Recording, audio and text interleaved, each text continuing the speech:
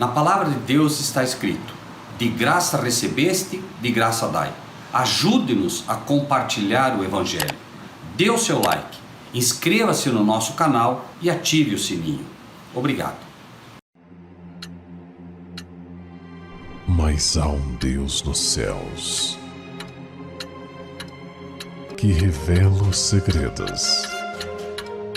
Ele revelou o que vai acontecer no fim dos dias.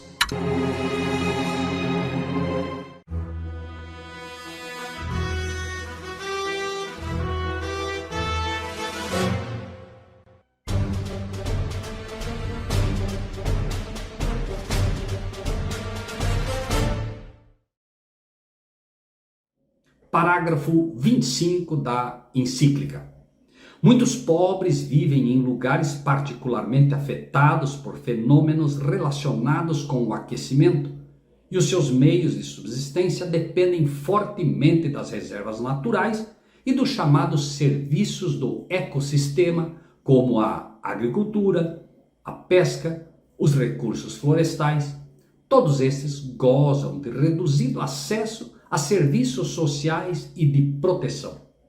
Por exemplo, as mudanças climáticas afetam os recursos produtivos dos mais pobres, que são forçados também a emigrar com grande incerteza quanto ao futuro da sua vida e dos seus filhos. Infelizmente, verifica-se uma indiferença geral perante essas tragédias que estão acontecendo agora mesmo em diferentes partes do mundo.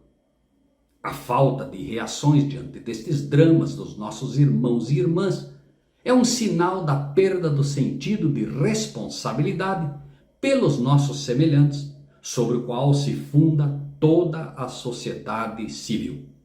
Te parece razoável culpar o aquecimento e o meio ambiente como causa de pobreza, enquanto você mora em um castelo, enquanto você usa roupas caríssimas, senta-se em meio ao ouro, rodeado de obras de arte igualmente caríssimas, mantém a opulência de milhares de igrejas igualmente riquíssimas, ao mesmo tempo em que discursa sobre a falta de reação diante do drama de nossos irmãos e irmãs? Não deveria aquele que se diz o representante de Cristo dar o exemplo a todos, tomando a iniciativa? Irá se alegar que ele é humilde e simples? Quantas pessoas humildes você conhece que moram em palácios? E menos ainda, um pobre que ostente uma monarquia rica como o Vaticano? Um discurso assim não coaduna-se mais com o velho refrão da tirania comunista e socialista do acuse-os do que você é, ou ainda das infames frases dos padres do faça o que eu digo e não faça o que eu faço? Não seria por esta e outras razões semelhantes que tantos católicos de bem têm abandonado as fileiras católicas? Encíclica Laudato Si, parágrafo 30. Este mundo tem uma grave dívida social para com os pobres que não têm acesso à água potável, porque isto é negar-lhes o direito à vida, radicado na sua dignidade inalienável. Sim, este mundo tem uma grave dívida social com os pobres, mas não tão grande quanto tem a igreja esta dívida para com os pobres e outrora ricos de inúmeras nações, por pois mais de 1000 anos, através da venda de indulgências e o abjeto reinado do terror, os cofres do Vaticano foram abarrotados, conforme nos mostra a história relatada no livro O Grande Conflito, entre outras. Longas peregrinações, atos de penitência, adoração de relíquias, ereção de igrejas, relicários e altares, bem como pagamento de grandes somas à igreja. Tudo isso e muitos atos semelhantes eram ordenados para aplacar a ira de Deus ou assegurar o seu favor, como se Deus fosse idêntico aos homens, encolerizando-se por ninharias ou apaziguando-se com donativos ou atos de penitência. O Grande Conflito, página 47. Ensinava-se também ao povo que pelo pagamento de dinheiro à igreja poderia livrar-se do pecado e igualmente libertar as almas de seus amigos falecidos, se esses amigos estivessem condenados às chamas atormentadoras. Por esses e outros meios, Roma abarrotou os cofres e sustentou a magnificência, o luxo e os vícios dos pretensos representantes daquele que não tinha onde reclinar a cabeça. Página 49. Tente calcular o prejuízo dado a populações inteiras sendo exploradas por mais de 1000 anos. Isso mesmo, mais de 1000 anos no que foi chamada de Idade das Trevas pelo domínio papal. Encíclica Laudato Si, parágrafo 30. Entretanto, nota-se um desperdício de água não só nos países desenvolvidos, mas também naqueles em vias de desenvolvimento que possuem grandes reservas. Página 10. Parágrafo 32. Encíclica Laudato Si. A perda de florestas e bosques implica simultaneamente a perda de espécies que poderiam constituir no futuro recursos extremamente importantes não só para a alimentação, mas também para a cura de doenças e vários serviços. Preste atenção. Países em vias de desenvolvimento com grandes reservas e a perda de florestas e bosques. Você conhece um país que possui as maiores reservas de água do planeta? Conhece um país cujo presidente foi duramente atacado recentemente por causa das queimadas em matas? Entende agora quem também está por trás de tudo isso, enquanto apresenta ao mundo uma face amigável? Estaria certa, por exemplo, alguém que destruiu sua carreira por tentar salvar ou advertir o povo de quem era o verdadeiro inimigo da humanidade? We have confidence in the victory of good over evil.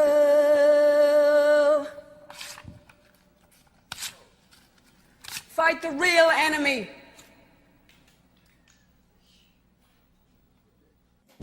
Laudato Si, parágrafo 37. Há lugares que requerem um cuidado particular pela sua enorme importância para o ecossistema mundial, ou que constituem significativas reservas de água, assegurando assim outras formas de vida. Parágrafo 38. Mencionemos, por exemplo, os pulmões do planeta repletos de biodiversidade que são a Amazônia e a Bacia Fluvial do Congo, ou os grandes lençóis freáticos e os glaciares. Alguma dúvida aqui quanto a em que país estão de olho? Cuidado particular para o ecossistema mundial, ou como dizer, nós brasileiros não somos capazes de fazer isso. Não somos capazes de cuidar suficientemente de nossas reservas de água ou de nossa biodiversidade. Deixemos que alguém faça isso. Entreguemos nossa soberania a alguém que ensina que os pulmões do planeta são primeiramente a Amazônia, etc, etc. Os verdadeiros pulmões do mundo, os oceanos, não têm importância? Estes sim deveriam ser cuidados. Mas que tipo de riquezas eles poderiam oferecer aos senhores do mundo? Laudato Si, parágrafo 47. Por isso, não deveria surpreender-nos o fato de, a par da oferta sufocante desses produtos, ir crescendo uma profunda e melancólica insatisfação nas relações interpessoais ou um nocivo isolamento. É curioso notar aqui que a encíclica fala de um nocivo isolamento, e já dantes a falta de reação em favor dos pobres, mas não se vê uma única vez, uma única voz papal a favor da liberdade de ir e vir. O discurso da encíclica não coaduna com a ação, pois a igreja, nas poucas vezes que se manifesta, o faz em apoio àqueles que de forma tirânica têm gritado: fique em casa, e a economia a gente vê depois. Milhares de empresários perderam suas empresas, acarretando milhões de desemprego, famílias perdendo seu sustento, empobrecendo ainda mais os já sofridos empregados, enquanto o Vaticano ou se exime ou apoia os mesmos que acarretaram estes absurdos. Laudato Si, parágrafo 66. As narrações da criação no livro de Gênesis contêm na sua linguagem simbólica e narrativa ensinamentos profundos sobre a existência humana e a sua realidade histórica. Não é por acaso que a encíclica ensina aqui que a narração da criação do livro de Gênesis é simbólica. Não poderá ensinar a verdade de que não há nada de simbólico ali, pois deve preparar o caminho para seu verdadeiro objetivo quanto a este assunto. Aguardemos mais à frente. Laudato Si, parágrafo 67. Por isso, Deus proíbe-nos toda a pretensão de posse absoluta. Nenhuma terra será vendida definitivamente, porque a terra pertence-me, e vós sois apenas estrangeiros e meus hóspedes. Levítico 25, 23. Com a sutileza própria que lhe é peculiar e obediente ao grande enganador, aos poucos, desvirtuando o evangelho de Deus e de Cristo, lança as bases da anarquia e derruba o direito à posse daqueles que, com o suor do seu rosto, conquistaram o direito de usufruir dos seus bens. Não por acaso a igreja apoia movimentos criminosos como o MST, que não reconhecem o direito à propriedade, pois no final, a política por eles implantada é a mesma defendida nos porões do Vaticano e na Idade das Trevas, onde as propriedades de milhares de homens e mulheres cristãos foram confiscados para seu próprio benefício, segundo alguns historiadores. Laudato Si, parágrafo 68. Nesta linha, o descanso do sétimo dia não é proposto só para o ser humano, mas para que descansem o teu boi e o teu jumento. Êxodo 23, 12. Laudato Si, 71. No sétimo dia, Deus descansou de todas as suas obras. Deus ordenou a Israel que cada sétimo dia devia ser celebrado como um dia de descanso, um Shabat. O sétimo dia aqui é mencionado e será um dos pilares para a construção deste novo governo mundial, usando de uma contrafação com aparência de santidade e cristianismo, porém erigida sobre os pilares ou princípios da antiga Torre de Babel, que levou Deus a condenar aquela geração má e adúltera. Laudato Si, parágrafo 75. A melhor maneira de colocar o ser humano no seu lugar e acabar com a sua pretensão de ser dominador absoluto da terra é voltar a propor a figura de um pai criador e único dono do mundo. Aos poucos, a verdadeira pretensão papal vai aparecendo, ainda que de forma sutil e imperceptível, à grande maioria das pessoas. Quem você acha que será esta figura de um pai criador e único dono do mundo? Não se engane. A história voltará a se repetir.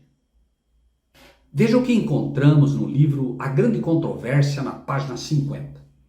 Uma das principais doutrinas do romanismo é que o Papa é a cabeça visível da Igreja Universal de Cristo, investido de autoridade suprema sobre os bispos e pastores em todas as partes do mundo. Mais do que isto, tem-se dado ao Papa os próprios títulos da divindade. Tem sido intitulado Senhor Deus, o Papa, e foi declarado infalível. Lembre-se que Papa quer dizer Pai.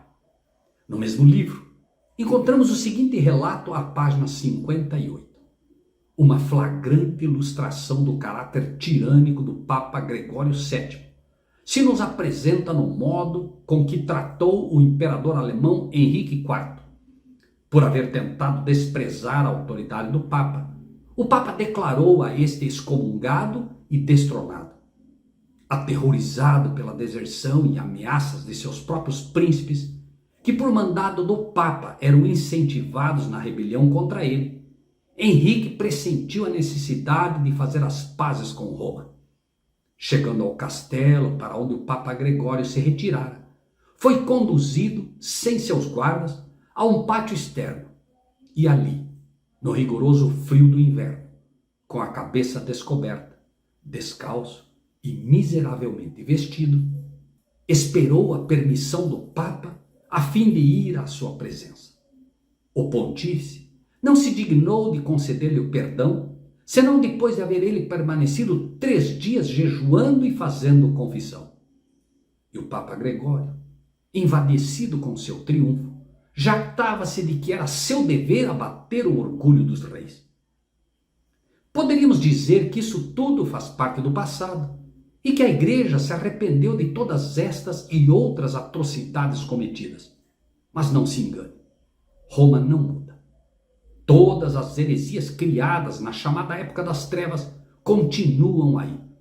Nenhuma sequer foi abandonada, inclusive a pretensão à divindade, já que o papado assevera categoricamente que a Igreja não erra, não tendo, portanto, de que se arrepender.